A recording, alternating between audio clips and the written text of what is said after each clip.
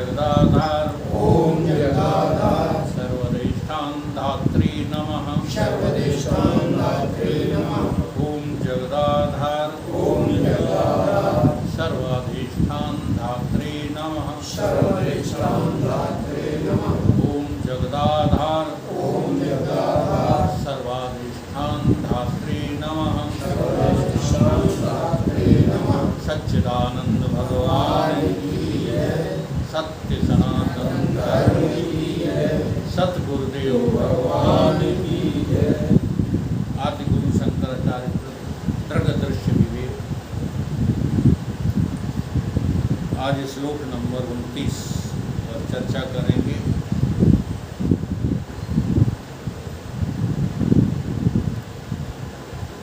स्तब्धि भावो रसस्वादात् तृतीय पूर्व उन्मतः एतत् समाधि विसंगति नयेत कालम निरंतरम स्व आनंद अनुभूति से उत्पन्न स्तब्धि भाव अर्थात निर्विकल्प समाधि। इस प्रकार इन 6 प्रकार की समाधि के निरंतर अभ्यास में काल व्यतीत करना चाहिए। स्व आनंद अनुभूति से उत्पन्न जितना भी संसार में आनंद है वो आनंद संसार का न होते हुए स्व का है। अब ये अनुभूति हमको जो है जब हो जाए फिर अंदर से जब उत्पन्न हो आनंद तो उस आनंद का नाम ही है परमानंद, भजनानंद, आत्मानंद। अभी तो हमें लगता है कि इसमें आनंद है, उसमें आनंद है, सब में आनंद है। तो ये जो पूर्व में 6 प्रकार की समाधि बताई,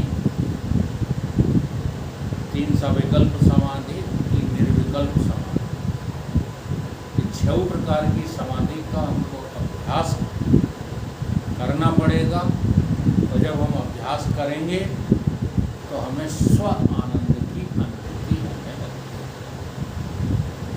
तो याद है 6 प्रकार की? नहीं, तो इनको याद ही नहीं है तो फिर लगाओगे क्या? शब्दानुबद्ध समाधि, दृश्यानुबद्ध समाधि, सविकल्प समाधि, बाह्य और अंतरंग।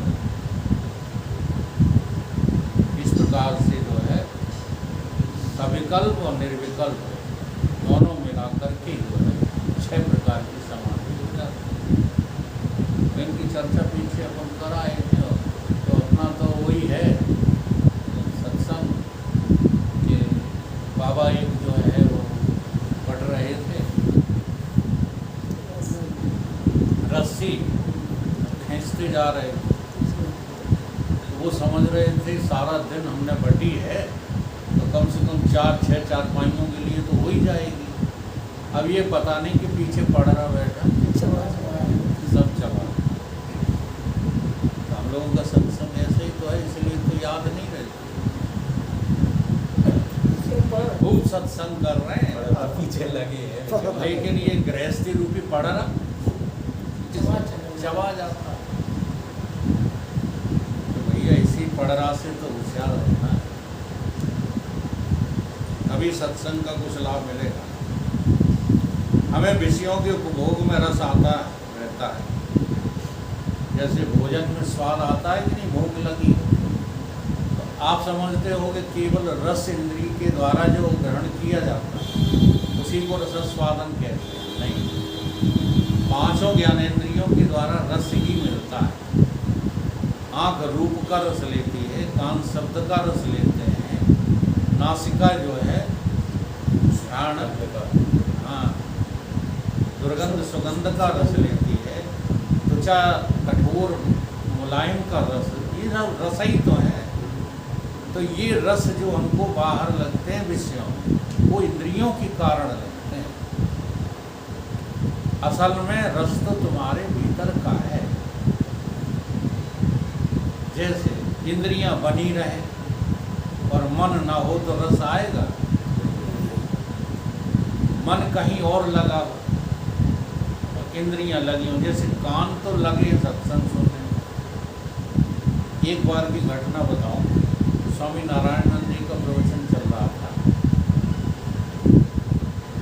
पहले बहुत अच्छा बोलते थे, अब तो वो भी रद्दड़ हो गए हैं। पता नहीं क्या हो गया, जिस चीज़ में उनका जो है माइंड डाइवर्ट हो गया है। हमको तो विस्मय स्वामी परमानंद जी ही दिखाई देते हैं, जिनके मुंह से ऐसा नहीं है, भक्ति विषय भी निकलेगा तो वो ये नहीं कहते हैं हाँ कि तुम ज्ञान को त्याग करके भक्ति करो। एक भी शब्द उनका तुम सिद्ध करके बता दो। जैसे अभी उस दिन बाबा वहाँ बोला कि हम तो भक्ति पक्ष के हैं, तो मैंने पूरा विषय भक्ति पर ही बोला। भटवाल पुराण थे, जगदीश थे, तो जगदीश नहीं, जगदीश पूरा भक्ति विषय लिया था, उन्हीं का विषय लिया और अपनी पूरी बात कह दी। तो चाहे आप कर्म से शुरू करो, चाहे भक्ति से, चाहे ज्ञान से, साधना कहीं से भी शुरू करो, जरूरत आत्मज्ञान की हर जगह पड़ेगी। आत्मज्ञान बिना नर भटके तो मथुरा को काशी। ये भटकना हो जाए। तीर्थ भी करोगे तो काय के लिए करोगे? आत्मानंद के लिए तो करोगे, और किस लिए करोगे? तो हर जगह जो भी काम कर रहे हैं आप उसमें देखिए कि आपका स्व आनंद ही प्रस्फुटित हो रहा है। बाहर से कोई आनंद है तो नहीं।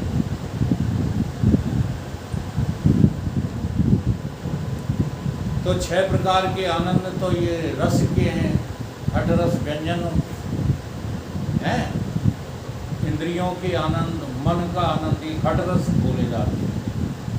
और फिर काव्य में 9 रस होते हैं, वो भी आनंद देते हैं। करुणा रस है, वीर रस है, और कौन सा रस है, क्रोध रस है, 9 रस हैं, वो भी तो रस हैं। अब इन सारे रसों में रस किसका है? मूल रस किसका है? वो है तुम्हारी आत्मा का। बाहर कहीं जो मोए राम लागते नीके, तो क्या हो जाता? 9 रस घट रस पड़ जाते फीके। अब वो फीके क्यों नहीं पड़ रहे? क्योंकि राम में कोई रस ही नहीं पड़ रहा। रस तो छोड़ो, अभी मास्टर साहब ने कहा था ना, भरोसा नहीं है तो कहते तो सब है राम के भरोसे चलो, यही बात तो है। अगर राम का भरोसा है तो फिर बिजनेस का भरोसा किस बात का? तुम्हारी बिजनेस भी तभी तक चल रही है जब तक राम जी चाह रहे हैं। राम जी की निगाह टेढ़ी हुई, उसी दिन डरे दिखाई दे, 1 सेकंड पता नहीं लगेगा। इसलिए अगर इंसान हो, मानव हो, विचार करो, बेईमानी, छल, कपट, द्वेष, झूठ, सबका त्याग करो। जय विद राखे राम। बहुत सरल सरल बातें हैं, कह तो जाते हो लेकिन पालन नहीं हो पा रहा जिंदगी। जय विद राखे राम ताई। गुरु नानक देव बन जाओ, लुटा दो दुकान और मकान, कुछ नहीं रखा है इनमें दुकान मकान। जब चलोगे इस जहां से कोई न साथ होगा। होगा क्या? छाती पे मकान धर दिया जाएगा। संपत्ति तिजोरी में रखी है, वो छाती पे धर दी जाएगी। हमने तो यहाँ तक देखा है 100 का नोट भी जेब से निकाल लिया है।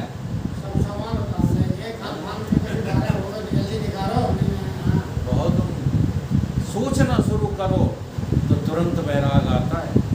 अब सोचने नहीं लगता है और बढ़ा दें नातियों के लिए, पंक्तियों के लिए, और बढ़ा दें और उसी में दिमाग पंचर। नहीं, बता दो ना, सबकी उम्र बराबर है, कहाँ की जल्दी पड़ी रहती है बता।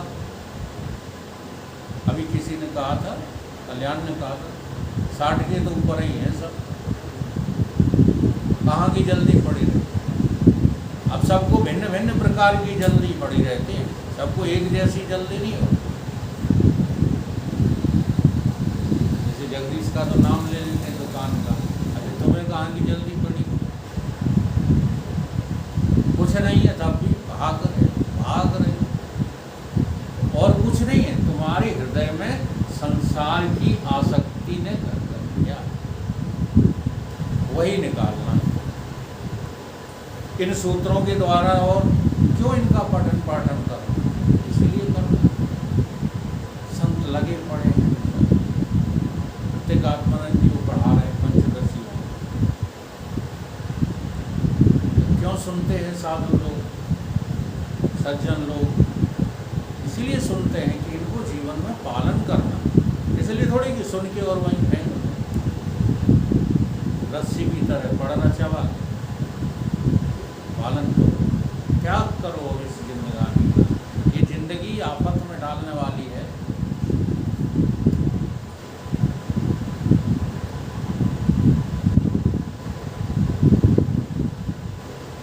तमाम तरह के रसों से जो है सब क्षणिक होते हैं, सब नश्वर होते हैं।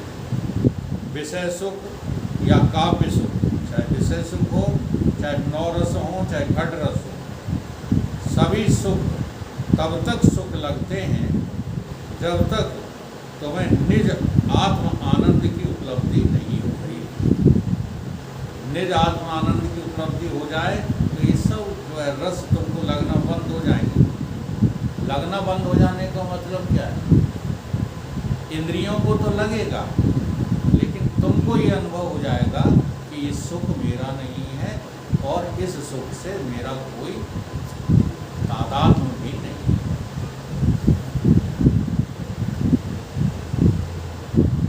आत्मा आनंद स्वरूप है, वह आनंद का अथाह सागर है, उसमें निमग्न रहने वाला ये जो सांसारिक विषयों के सुख चाहे कितने भी बड़े हों, हाँ, करोड़ों रुपयों का सुख क्यों ना हो, ये एक जो है सीकर के समान लगता है।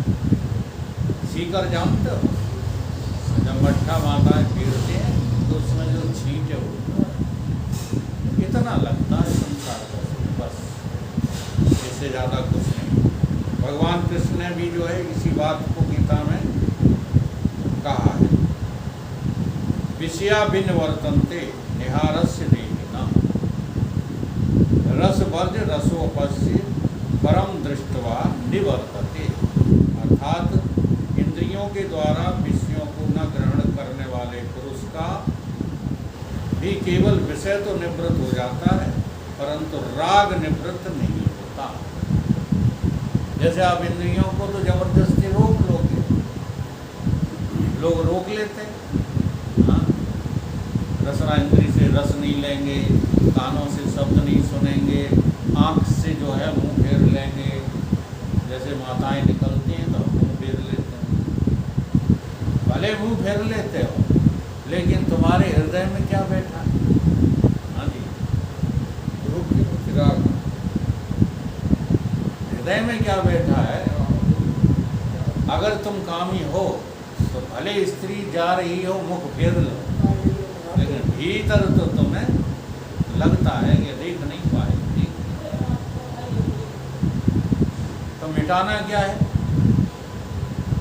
हृदय में बैठे हुए राग द्वेष मिटाना है, बाहर के नाम रूप रंग थोड़े ही मिटाना।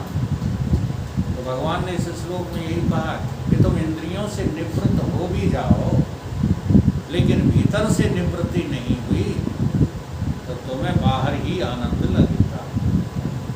अगर तुम्हें भीतर के आनंद का पता लग जाए कि ये इंद्रियों का आनंद नहीं है, ये विषयों का आनंद नहीं है, ये मन का आनंद नहीं है, अच्छा, क्रोध में और रुदन में आनंद लगता है तब क्रोध करते हो, रुदन करते हो, कि बुरा लगता है तब करते हो?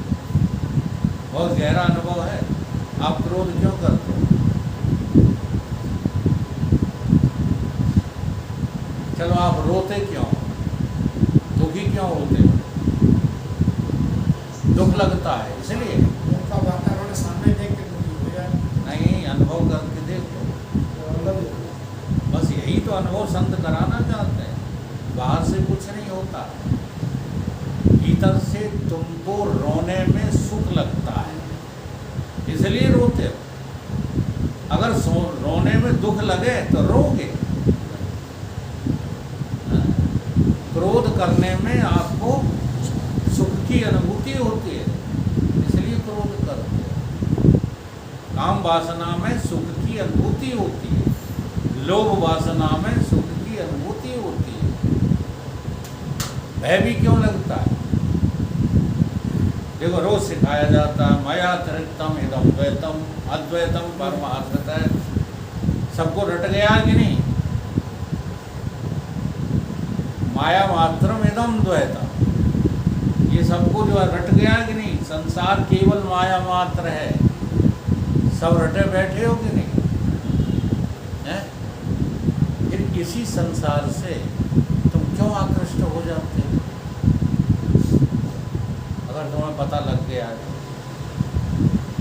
तो यही तो पता लगवाने के लिए शास्त्र वेद श्रुतियाँ लगी पड़ी कि तुम जानो कि बाहर कहीं भी कोई सुख या दुख,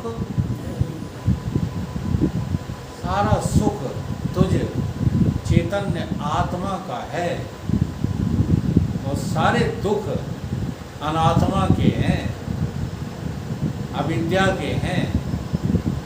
अविद्या है तो दुखी हो जाओगे और विद्या है तो सुखी हो जाओगे। विद्या, और शायद चौपाई में भी यही कहा गया, विद्या पर अविद्या दो ही है। हाँ, एक रचे जगुण बस जाके। एक जो है सुख स्वरूप है इसलिए जगत की रचना कर ले, और एक दुख रूप है अविद्या जो जगत को छोड़ने के लिए हमको मजबूर करती है। और यही बात रहस्य समझ में नहीं आ रहा। कोई दुख अपनाना चाहते हो? हैं? अच्छा, मोटे तौर पर कोई दुख अपनाना चाहते हो? नहीं। फिर ये बात जानने में क्यों देरी कर रहे हो कि सारा जगत दुख रूप ही है? क्यों देरी कर रहे हो? जहाँ तुमको सुख लग रहा है ये सुख है ही नहीं, ये तो दुख है। जैसे आपको लगता है कि लड़की की शादी हो जाएगी हम सुखी हो जाएंगे, लगता है कि नहीं? अब अगर साहब बस एक ही प्रॉब्लम रह गई है, बिटिया का ब्याह। इनने आज से 20 साल पहले कहा था, अब बिटिया के ब्याह के बाद और ज़्यादा उलझेंगे। हाँ जी, नई समस्या क्यों? क्योंकि वास्तविकता पता नहीं लगा है। वास्तविकता पता लगाओ, आनंद केवल तुम्हारी आत्मा में है, तुम्हारी स्व में है, कहीं बाहर आनंद है।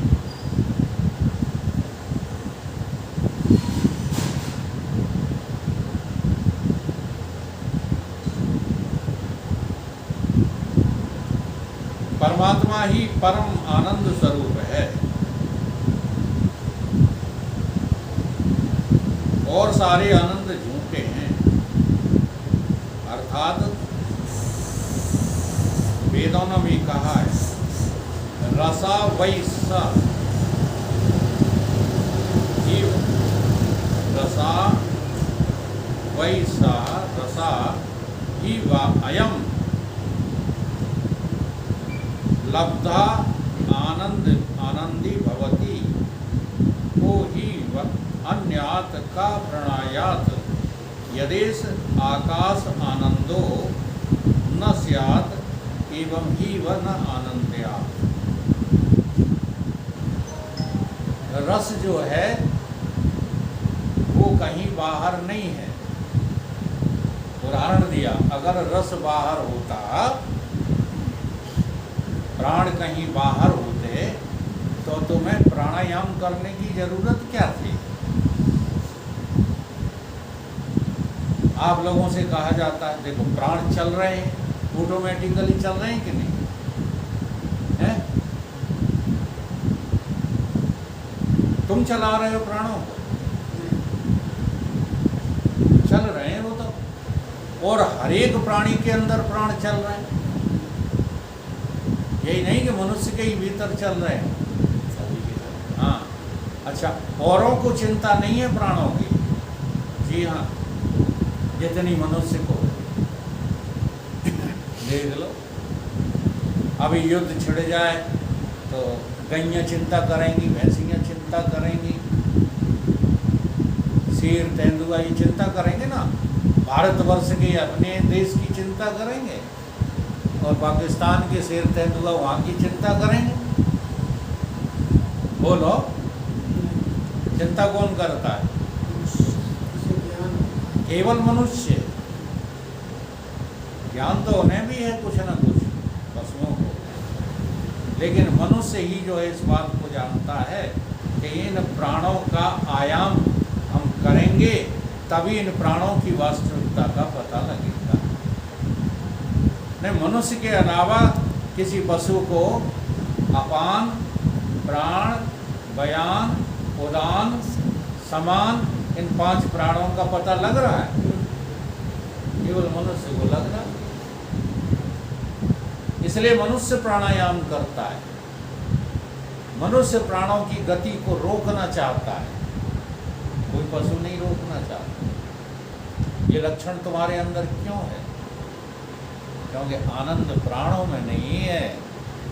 आनंद तो प्राणों वाला भी आनंद तुम्हारे स्वस्वरूप में ही है। इसीलिए तुम श्वास प्रश्वास की प्रक्रिया करके इन प्राणों को बढ़ाना चाहते हो। क्यों? क्योंकि हमें जीवित रहना पसंद है, मरना पसंद। अब आश्चर्यजनक बात देखो कि तुम जानना नहीं चाहते कि तुम कभी मरते नहीं। पहले सिखाया जाता है कि शरीर मर जाता है, प्राण कष्ट कर जाते हैं, इंद्रियां साथ छोड़ जाते हैं, लेकिन अंतिम वेदांत ज्ञान क्या है? कहीं कुछ नहीं होता, तुम अजर अमर अविनाशी हो और सर्वत्र तुम ही हो, ये जान जाओ। तो आज का श्लोक ये समझाने पर उतारू है कि आनंद कहीं बाहर, आनंद तुम्हारे में ही है। इसलिए समाधि का आनंद लिया करो, नींद का नहीं। फर्क समझो। खाने पीने में, हाँ, एक संत हुए हैं हरमिलापी जी महाराज, उनका ये कथन रहता था। वो कहते थे खाओ पियो और छको मत तो आनंदित रहोगे। अगर खाने में आनंद आ रहा है तो दर दर की ठोकरें खाते फिरो, चलो फिरो, थको मत। चलना फिरना बंद नहीं करना है, लेकिन इतने मत दौड़ो, इतने मत भागो। हाँ, सत्संग के टाइम में सोए रहे हो, शरीर थका होता है तभी सत्संग में नींद आती है। चलो फिरो, थको मत, खाओ पियो छको मत, और देखो भालो, थको मत। आंखों से देखना बंद थोड़ी कर दो, लेकिन ये क्यों देखना चाहते हो कि सुंदर है कि कुरूप है? ये इसलिए देखना चाहते हो कि तुम्हें अपनी सुंदरता का पता ही नहीं। सत्यम शिवम सुंदर, मेरे से ज़्यादा कोई सुंदर नहीं, मेरे से ज़्यादा कोई कुरूप नहीं, मेरे से ज़्यादा कोई छोटा नहीं है, और मेरे से ज़्यादा कोई बड़ा। ब्रह्मज्ञानी का ये लक्षण होता है, जब वो बड़प्पन को सोचता है। अच्छा, इसलिए तो मान नहीं चाहता। आप क्या समझते हो कि ब्रह्मज्ञानी मान इसलिए नहीं चाहता कि वो बनाव